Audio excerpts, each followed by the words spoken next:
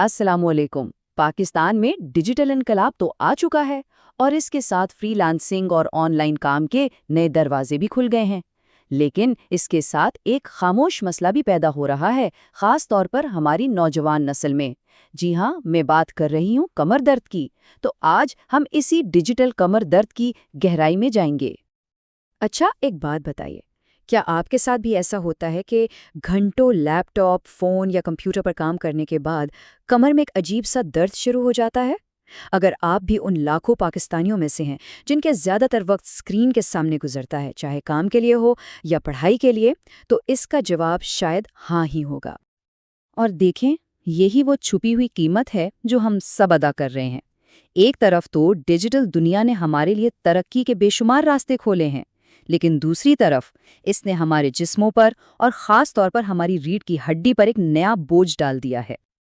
तो सवाल ये है कि आखिर इतनी देर बैठने में ऐसी क्या बात है जो इतनी तकलीफ देती है? आइए, इसकी वजह को थोड़ा गहराई से समझते हैं। देखें, मसला ये है कि हमारा काम करने का तरीका तो एकदम मॉडर्न और डिजिटल हो गया, लेकिन हमारे जिस्म वो तो नहीं बदले ना। जरा सोचें, इनमें से कोई आदत आपकी तो नहीं?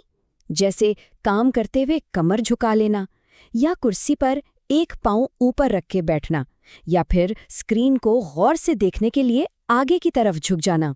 ये आम सी आदतें लगती हैं, लेकिन असल में ये हमारी सेहत के लिए बहुत ज़्यादा नुकसानदेह पोज हैं। और ये कोई इत्तेफाक नहीं है, इसके पीछे एक वाज़ेह साइंस है। ये कॉल इस बात को बिल्कुल साफ कर देता है।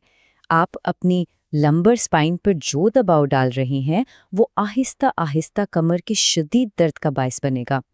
ये जो प्रेशर है ना, ये कतरा कतरा करके जमा होता रहता है और फिर एक दिन अचानक तकलीफ बनकर सामने आ जाता है। अच्छा, तो ये लंबर स्पाइन है क्या चीज़? बिल्कुल आसान लफ्ज़ों में, ये आपकी कमर का निचला हिस्सा है। इसको ऐसे समझें कि ये आपके जिस्म की फाउंडेशन है, जिसने आपका सारा वज़न उठाया हुआ है। तो जब हम गलत तरीके से बैठते हैं, तो सारा का सारा प्रेशर सीधा इसी हिस्से पर जाता है। अक्सर हम अनजाने में ना एक बहुत ख़तरनाक सौदा कर लेते हैं।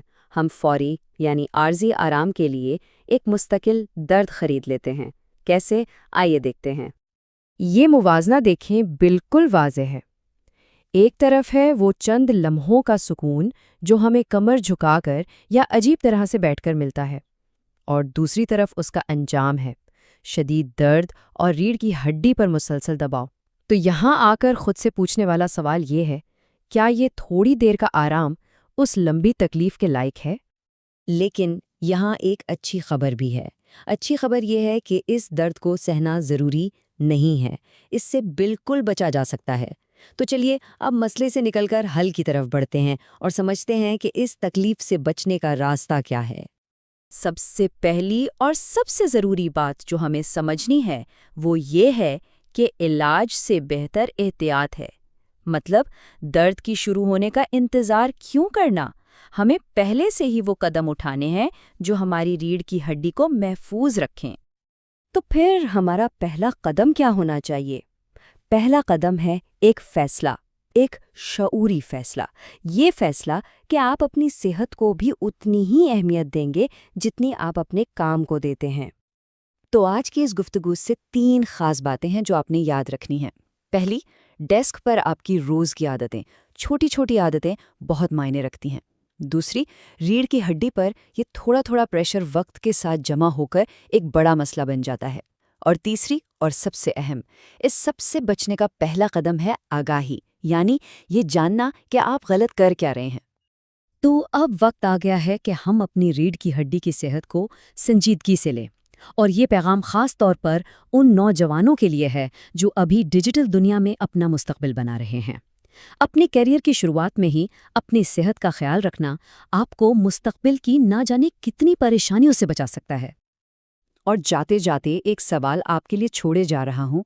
आज अभी आप अपने बैठने के अंदाज में वो कौन सी एक छोटी सी तब्दीली ला सकते हैं जो आगे चलकर आपकी सेहत पर एक बड़ा और मुस्बत असर डाल सकती है?